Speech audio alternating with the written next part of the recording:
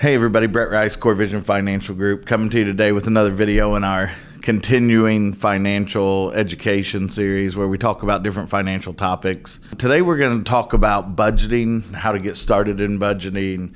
You know, a lot of people talk to us about, I need to be able to save more, how do I go about doing that? And, when we start those conversations, it's how much money do you have available to save? Where's your money going? So when we start talking to people about that, especially younger people that are getting started, you can have such a huge impact on your retirement savings and your financial planning by getting started early and having a plan. So one of the things that we talk to them about often is, do you have a plan? Do you have a budget? I mean, if you have a dream without a plan is just a wish, as they say in The Little Prince. Andrea Lee likes to comment on that often. So one of the things we're going to talk about today are different budgeting types and how to get started in them, how to figure out which budgeting type is right for you. Because I think one thing a lot of people say, oh, this budget's etched in stone. I don't want somebody to tell me what to do with my money, blah, blah, blah, this stuff. And it's like, well, when you take your budget and you base it upon your goals, you're telling yourself. It's not somebody else telling you that. And I think that's a huge piece of this, is that you have to buy into it. And you can't look at your budget as a foe. A budget is your ally in helping you get to your goals. So when you're deciding which type of budget to use and how to set that budget up, I sat down with some clients once, and they were talking through their budget, and they were like, I don't want our budget to be so tight that if friends call and we want to go out to dinner, we can't go out to dinner. And I'm like, no, but that's not what budgets are intended to do. You need to create a budget line item that says, hey, we plan twice a month to go out to dinner with friends, and you just plan for that. What you shouldn't do is allow those dinners with friends to become a problem in your budget. It's one thing to go out and have dinner with your friends twice a month and spend, X amount of dollars, and it already be accounted for in your budget and it not have an impact in your budget. And then the difference of that being friends call and you go out to dinner and you go spend a large sum of money on dinner, and then you have to make decisions on other line items in your budgets, saying this extra debt payment or, this regular utility bill or something's going to have to be skipped because of that. If that's the case, then yeah, don't go have the dinner with your friends. But there are many ways to get around those things. So we're going to talk through today how to get started budgeting, how to pick a budget. So one of the things we're going to talk about is when you get started with a budget, the first thing you need to do is set goals. I mean, what's your goal to having a budget? Is it, hey, we don't have an emergency fund, so we want to save some money to get to an emergency fund. So we're going to add a line item to our budget that's, that emergency fund. So for the next couple of months, you're going to save X amount of dollars to get your emergency fund to where you want it. Or, hey, I want to increase my retirement savings, so I need to find places where I can add additional funds to my retirement savings. The second thing you need to do after you prioritize your goals is to track your income. That's one of the first things when I talk to people is you probably need to spend 2 or 3 months just going back through your monthly expenses and saying which of these are needs, which of these are wants, which ones can be eliminated, which ones are, you have to have. Your mortgage, your car, your insurance, the ones that you have to have. When we would get started, we would say, here's your income, here's your set expenses. Now what's left over from that is discretionary, that you have the ability to change and to impact bigger, right?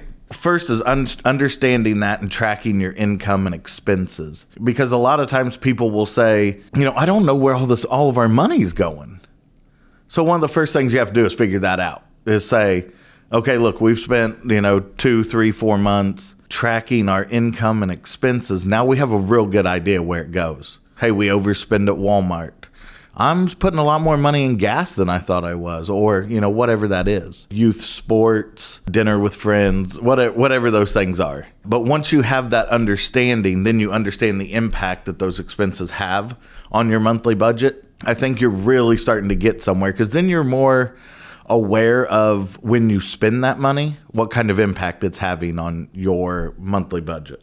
I think the next thing you need to do is categorize your expenses, break down your expenses into categories, distinguishing between, the fixed ones and the variable ones that I was just talking about when you start tracking those, so that, the fixed ones you account for, the variable ones, those are the ones where, they're going to fluctuate, whether it's, gas and utilities and at different times of the year being higher or lower, that you just need to account for. That's where a lot of times this conversation turns to, should you get on budget billing so then you know what it's going to be every month, and that helps, and some of that depends on whether your income is fixed or not. If you're only getting a certain amount every month, you don't have any variable in your income, then you might want to look at that and say, okay, we can stabilize this expenses if we get on budget billing for a couple of these bills that will help take the $50 gas bill during the summer that's $300 during the winter. Hey, I need to level that out just to help my budget. And then the thing we want to talk about is which budget you're going to want to use, right? Because there are a lot of different types of budgets. And I think that there's no one real right answer when people say, hey, what type of budgeting should I use? I think it really comes down to the person, and that person having spent some time educating themselves on the different types of budgets and saying, this is the one that really fits my need, my personality, my comfort zone. Because ultimately you're the person that has to follow this budget. So if you're not comfortable with how it works, and if you're not, hey, this really fits our lifestyle, it really fits the way we want to save, you're just not going to follow it. And so it's going to be a failure. So having the buy-in from the very beginning on the type of budget, because there are several different kinds. You can get into a zero-based budget to where you account for every dollar of income. You create categories that have dollar amounts in them, and you say, hey, this is for going out. It's $50, or whatever it is. You increase your savings to the point that at the end of the month, you're left over with $0. A lot of people like to use those. There's the envelope budget, to where you put money in different categories in physical envelopes. And then you say, this is all we have to spend on this category, whether it's groceries, dining out, kids' sports, whatever those envelope categories are, the amount of money that's in that envelope is where you draw the hard line. And the idea behind it is that's how you eliminate overspending in categories, is you tell yourself, this is all you get. And then you don't take out of another envelope. You say, okay, I've got to draw the line there. There's a percentage-based budget to where you say, hey, dining out's going to be 10%. And once you get to that 10%, that's just, you have to hold yourself and be very disciplined to not overspend in those categories. Cash flow budgeting, there's different ways to come up with these. A little bit of internet research will come up with a bunch of different ways to budget. I personally use the zero balance budget. I try to account for basically every dollar that's brought in, where it's going to go. And basically what I do, when there's money left over at the end of the month, is additional savings. If it says there's $14 left over at the end of the month, I take that money and move it into savings and just say, okay, that's the zero balance. There's nothing rolling over. When the paychecks come in, the checking account gets zeroed out, and then you move forward with all the new money. There's a bunch of different ways to do that. I track my budget in an Excel spreadsheet. I've showed that spreadsheet to a lot of people. It isn't for everybody to do it that way. A lot of people like to write theirs down. They feel like they have a much better understanding of where their budget's at and what's going on in their budget because they write it all down. And then, it's went through their mind. They went through the process of writing it down and doing the math. So then they understand that it says, this is how much the car payment is. This is the mortgage. This are all these different line items. And so then they just feel like they have a much better idea for it. And then they run it like a check registry, adding and subtracting, whereas I use an Excel spreadsheet to do that. There are, hundreds of different Excel spreadsheets out there that you can use to track your budget. There are different banking apps and personal finance apps that you can use to do that. I think this is an ongoing process. It isn't like you start with the budget and then you stop educating yourself on the budget. You stop educating yourself on personal finance resources. I think it's a really big deal to, when you're getting started in this, you're researching all these different types of budgets. because the one you may start with is going to evolve. I know the way the Excel spreadsheet is today that I use isn't the same as it was 4 years ago when I started using it, or 5 years ago, whatever it was. It's so much more detailed today than it was 4 or 5 years ago. You know, I started out with wants, needs, and savings categories. And then today it's got 25 different line items that, you know, you put using a zero-based budget. I put in a line item for my haircut. I put in line items for, you know, kids' sports and my daughter's rent at college. And, you know, all of those things are placed in a line item in the budget, and they're accounted for every month. So I think that this process is something, you know, there's just so much information on the internet. There are a lot of personal finance people on social media that if you follow them, they have such great ideas. But I think it's super important for people to gather information from a bunch of different sources. So then that way you're not just getting one person's opinion on it. You can hear that somebody who uses like a hybrid zero-based budget or an envelope budget, you know, having money in an envelope on your kitchen counter may not be the best way to budget when your bills automatically come out of your checking account. So there's got to be some type of hybrid system in there across all of those.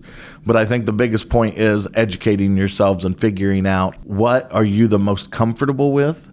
What makes you able to sleep at night? A lot of people have a lot of stress from money. And I think a budget doesn't necessarily reduce all of that stress and anxiety, but it can give you a much better idea of where you need to focus, you know. And if that's, hey, maybe I need to spend a little less money when I hang out with friends. Maybe I need to spend a little less money on kids' sports. You know, there's a lot of opportunities in there for you to make improvements to your budget to help you achieve your goals. Now, you have to understand these are all based upon your goals, not somebody else's goals, your goals.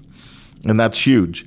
You know, if you say your goal is, hey, I want to retire 2 years earlier and it's going to require me to save another $150,000 in the next 20 years, then, I mean, that's what this thing is, aimed towards. The plan is for all of those things go in that direction. So I think that's huge. The reason why you're budgeting has to be your goal, your motivation, your direction, and then the discipline to follow it. And listen, it's not the end of the world if 1 month you say, hey, look, we had something popped up. We went and did this activity. We had an opportunity to go do something we don't normally do. You know, we took some money out of the emergency fund or whatever it was to go do that. It's not the end of the world. You just then need to go back and say, okay, now we've got to replenish the emergency fund. We've got to do these other things. So don't think that by going on a budget, like you're going to be, you know, eating ramen noodles and ketchup packages for dinner. You know, it's not going to be... That's not what you're trying to do to yourself. What you're trying to do is obtain a goal in the future. Keep an open mind when you get started in budgeting. I think doing a lot of research on the internet is huge. I think reaching out and asking questions. I mean, feel free to send me an email, call the office. You know, we can have a conversation about how you get started. We're posting a bunch of stuff over the next couple months on personal finance on our social medias. Please feel free to look at those. I would do a lot of research. I would make sure you listen to a lot of different voices. I don't think that any one person, you know, necessarily is going to give you everything you need because your situation is specific to you. So I think gathering information from a lot of different voices and somehow patchworking that together is probably the best for most people. But again, do not hesitate to reach out, ask questions. You can find us on social medias, our website. You know, all of our contact information will be at the end of this video. Please do not hesitate to reach out. Again, Brett Rice, Core Vision Financial Group, coming to you today with just an episode on how to get started in budgeting. We're going to have some of these conversations over the next few months where we start talking about getting into budgeting and how you get started. We're going to, you know, put some additional resources out there like Excel spreadsheets and some paper templates that just help people get started. So again, don't hesitate to reach out. Brett Rice, Core Vision Financial Group. Thank you for your time.